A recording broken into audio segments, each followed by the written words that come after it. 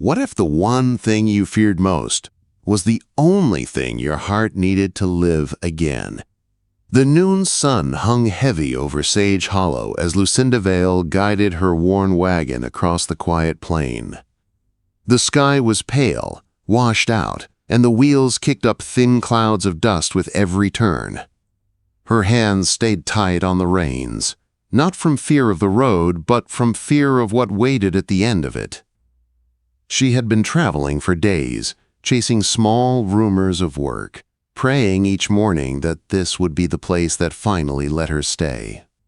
Behind her, baby Callum stirred in his cradle seat, letting out a soft whimper. Lucinda looked back with tired eyes and whispered, "It's all right, my sweet boy. We're almost there." Her voice shook. She hoped he couldn't hear it. Ahead, Reeve Ranch rose from the valley like a lonely scar against the land. Fences stretched wide, a few outbuildings leaned with age, and the house stood beneath a tall cottonwood tree, weathered and worn. It was the kind of place that carried stories in its walls, the kind of place that held both warmth and sorrow. She had heard of the rancher, Thatcher Reeve, a hard man, a widower, someone who didn't trust easily. But Lucinda had no coins left, no place to sleep, and no strength to keep running. If he turned her away, she didn't know where she and her baby would go next. When she reached the gate, she stopped her wagon and breathed in the scent of horses, dust, and hay. It smelled wild and steady at the same time. She lifted Callum into her arms, straightened her bonnet, and walked toward the house. She didn't even get the chance to knock. The door creaked open, and a tall man filled the frame. Broad shoulders, weathered face, and eyes the color of a storm waiting to break. For a long moment he didn't speak.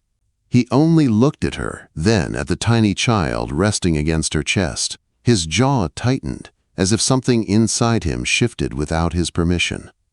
Lucinda's hands trembled. She forced her voice steady. "Mr. Reeve? I heard you might need help with the cooking and the house." He crossed his arms. "Who told you that?" "Miss Mabel Quinn from town." Quote, she remembered Mabel's warm smile and the quiet warning she had given. "He's a good man, dear, but hurt deep. Be patient with him." Thatcher studied Lucinda for so long she felt her breath thinning. Finally he asked, "You got experience?" "Yes, sir. I worked as a cook in a boarding house in Elmsbury." Her voice cracked before she steadied it. "I can do any housework. I just need a place to stay. I can pay with work." His gaze drifted to the baby again. "That your boy?" "Yes, sir." "How old?" "6 months." Thatcher let out a tight breath through his nose. "This ain't a place for a child." Lucinda held Callum closer. "I'll keep him quiet, I promise. I won't cause any trouble." "I can't turn back now." Her voice broke, just a little, not a plea, a truth. Something in her tone made Thatcher's eyes soften, but only for a heartbeat. He looked past her toward the barn, the empty porch, the long stretch of land behind her. Then, back at her again. "I pay fair," he said at last. "You'll get room and board. But I keep to myself. I don't want gossip." Lucinda nodded quickly. "I understand, thank you, truly." He stepped aside in a quiet gesture for her to enter. Inside, the house smelled faintly of cedar and old smoke. Everything was neat, but cold. Not cold from weather, cold from years of silence. She noticed a faded photograph on the mantel, a woman with kind eyes, a small child beside her. Lucinda's breath hitched, but she looked away. Thatcher cleared his throat. "Kitchen's through here. Water pump's outside. There's flour and coffee in the pantry." She set Callum's small cradle near the hearth. The baby looked around with bright blue eyes and laughed softly. For the first time in weeks, Lucinda felt the smallest flicker of something warm rise in her chest. Thatcher stopped in the doorway, watching her settle her son. Something passed over his face, something quick and almost tender, before he looked away. That evening, Lucinda cooked stew while Callum slept in his cradle. The smell of onions and thyme filled the room. When Thatcher came in from outside, he paused in the doorway. He stood very still, like a man stepping into a memory he hadn't expected. She served him quietly. He tasted one spoonful, then nodded. Good. Just that one word. But to Lucinda, it felt like a door cracking open. After supper, he stood. There's a room upstairs you can use. End of the hall. I'll fix that cradle stand tomorrow. Needs a new hinge. Lucinda blinked at him. You don't have to. I said I'll fix it, he repeated gently. Then he left the room before she could answer. When the house grew quiet, Lucinda sat near the fire with Callum curled against her chest. The baby's soft breathing soothed her tired heart. She looked around the old house, the worn walls, the lonely table, the photo of the family Thatcher had lost. She whispered to her son, Maybe we'll be all right here. Maybe. Outside, Thatcher stood on the porch with his hands deep in his pockets. Through the window, he could see Lucinda by the fire, her face glowing in the warm light, her baby tucked safely in her arms. Something inside him shifted, something he thought was buried long ago. He closed his eyes, but all he saw were the baby's blue eyes, the same color his daughter once had. And for the first time in years, Thatcher Reeve didn't sleep easy. He felt something waking up inside him, something he wasn't ready for, something he couldn't stop. What happens when the quiet you've learned to live in suddenly feels less like peace and more like a cage you're afraid to stay inside? Morning came slow to Reeve Ranch. Pale gold light spilled across the fences and fields, touching every corner of the house where silence and memories had lived for years. Lucinda woke before the sun, her body used to long days and longer worries. She lifted baby Callum from his cradle and held him close as he babbled softly, his small hands reaching for her face. This house felt different than all the places she had run through before. It was quiet, but not in a cruel way. Quiet like a place that had been waiting too long for someone to breathe in it again. Thatcher was already outside when she stepped onto the back porch. His boots moved in steady, sure steps, the kind that came from years of work and from a heart that refused to slow down. He didn't look toward her, though she could feel the weight of things he wasn't saying hanging in the morning air. Later, as she hung sheets to dry on the line, she caught him watching her from the corral. He paused mid-hammer, the sun glinting off his damp hair and the tension in his shoulders. For a long second, neither of them looked away. Then he dipped his head and got back to work. Lucinda swallowed hard. She didn't know what that look meant, but it stayed with her. By noon, the ranch felt alive. Chickens clucked near the coop. The wind stirred the tall grass. Callum sat on a blanket near the porch, smacking a wooden spoon against a pot and laughing at the noise he made. Lucinda smiled as she wiped dust from his cheek. You think you're helping Mama, don't you? His soft gurgle made her heart feel warm for the first time in months. That afternoon, Thatcher stepped into the doorway and spoke for the first time all day. Storms rolling in from the west. Might want to bring the wash in early. Lucinda turned, surprised. Thank you. I'll do that. He lingered, almost like he wanted to say more, but his eyes drifted toward Callum instead. The baby squealed, showing 2 tiny teeth.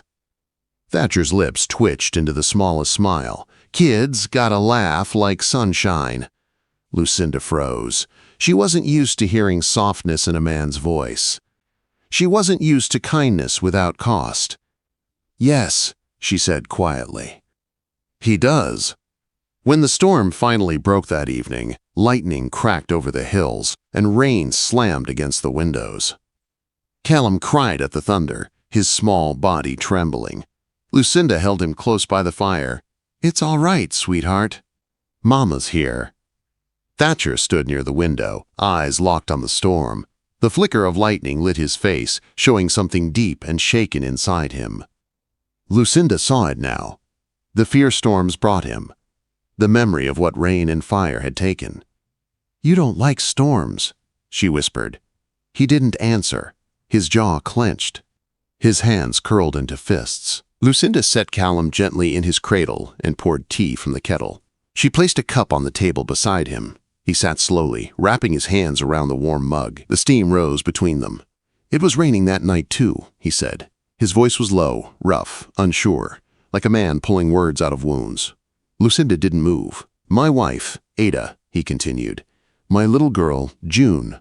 Lightning hit the barn. Fire spread fast. By the time I got there, his voice cracked, I carried them out together. Lucinda's breath caught.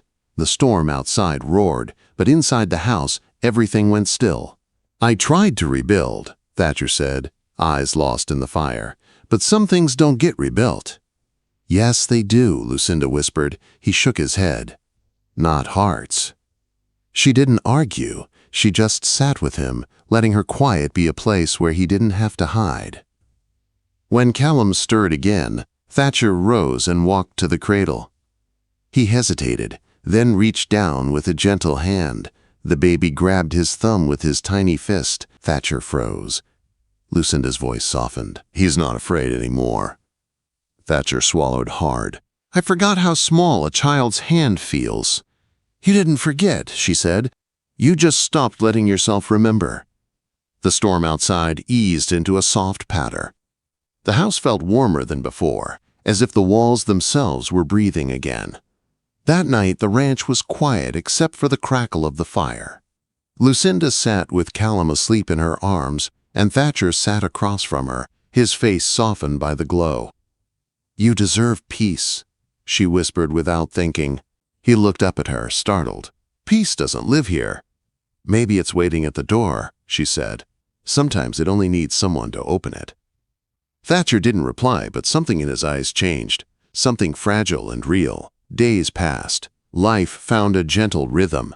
Lucinda cooked and cleaned. Thatcher worked the land. Callum filled the whole house with light. One evening, Thatcher left something on the porch.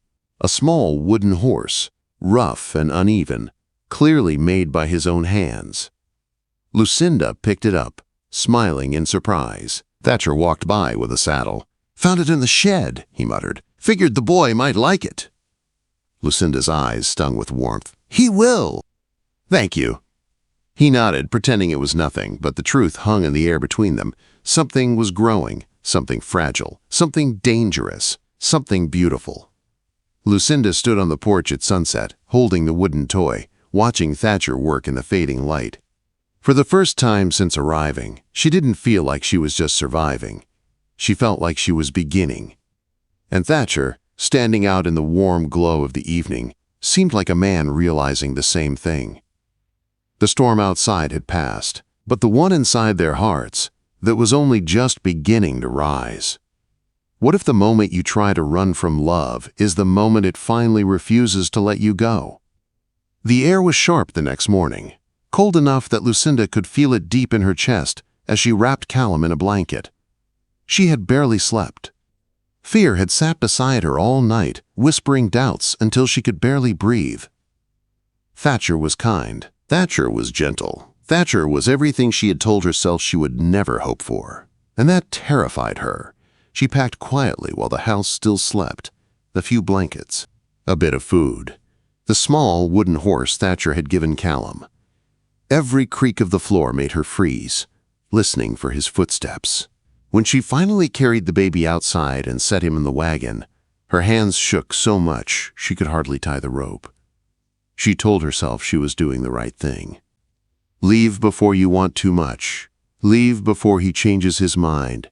Leave before your heart breaks again. But as she stepped onto the path, her breath caught. A voice cut through the morning fog. Lucinda. Her entire body froze.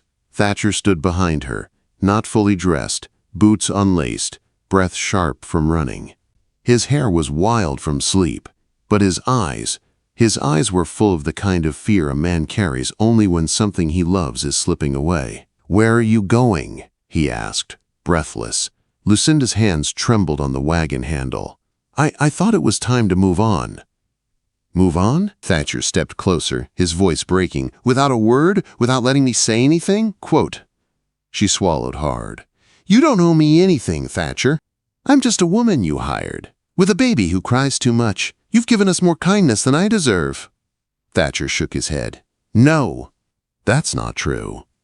I can't stay here, she whispered. Not if you don't, not if you can't feel anything for us. Thatcher's chest rose and fell like a man trying to breathe underwater. Then Callum looked up from the wagon and reached for him with a tiny hand. "Pa," he said softly. Lucinda's heart nearly stopped. Thatcher staggered forward like the word had hit him in the center of his soul. "Lucinda!" His voice cracked completely. "Did he? Does he?" She wiped tears from her cheeks. "He thinks of you that way." Thatcher's eyes shimmered, his breath shaking.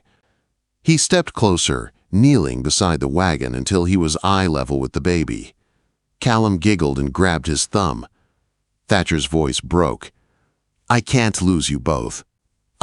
God, Lucinda, I can't." She stared at him, stunned. "But I thought you were still trapped in the past. I thought you could never love again."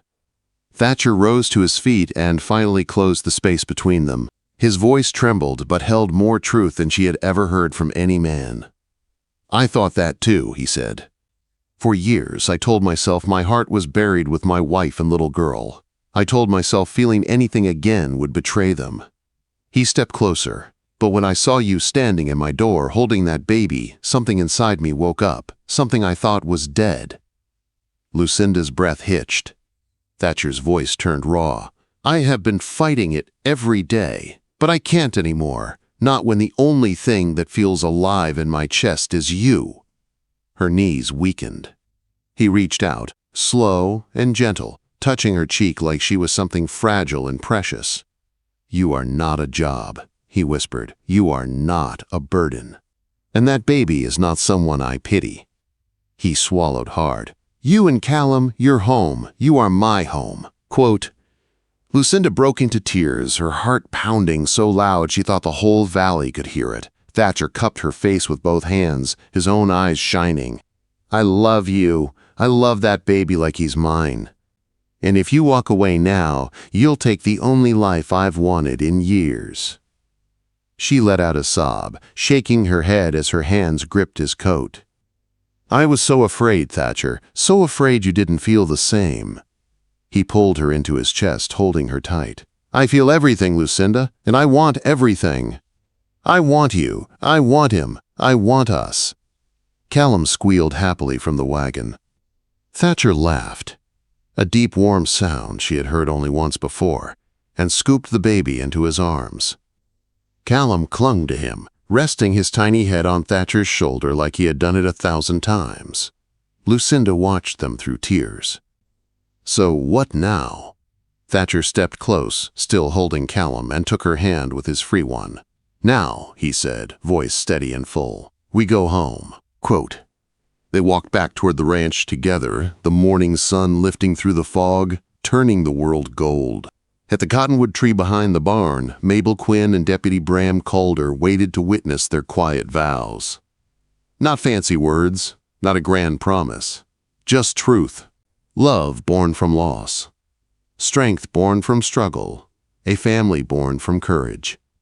Years later, laughter would fill the Reeve house. Callum would race through the fields with a little wooden horse. Lucinda would bake bread while Thatcher fixed fences, humming old tunes he thought he'd forgotten.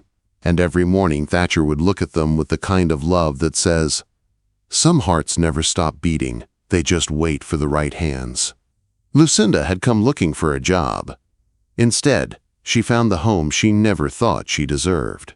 And Thatcher Reeve, the man who once feared love more than fire, finally learned the truth. Love doesn't replace what was lost. It helps you live again.